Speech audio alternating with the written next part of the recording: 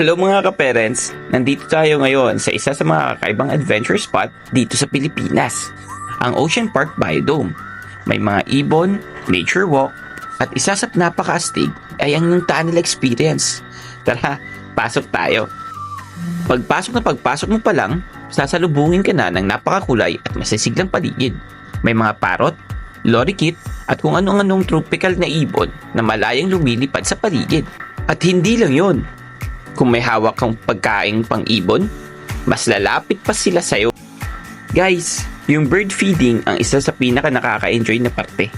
Sobrang friendly at cute ng mga ibon. Yung Philippine Biodome, guys, yung buong lugar parang rainforest. May mga waterfalls, may mga hanging vines, parang nasa jungle ka talaga. Alam nyo ba, hindi lang din mga ibon ang meron dito. May mga isda, crocodile at educational signs na swak para sa mga bata.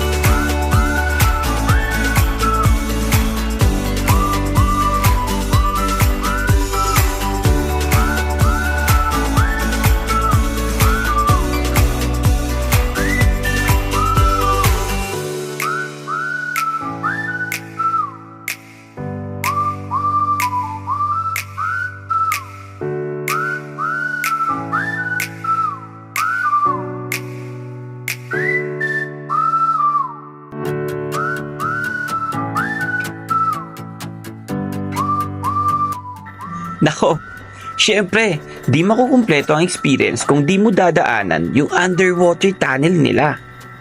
Yung mga experience ng anak nyo dito, sulit. Parang nasa ilalim ka talaga ng dagat at sobrang relaxing ng area. Hindi pa masyado crowded dahil newly open pa lang. Kaya tara na, punta na kayo. Oh, ayun na nga, mga katatay, nanay, isang mabilis na pasilip sa Ocean Park Biodome. Kung naghahanap kayo ng chill pero unique na lakwatsa, eto na yon.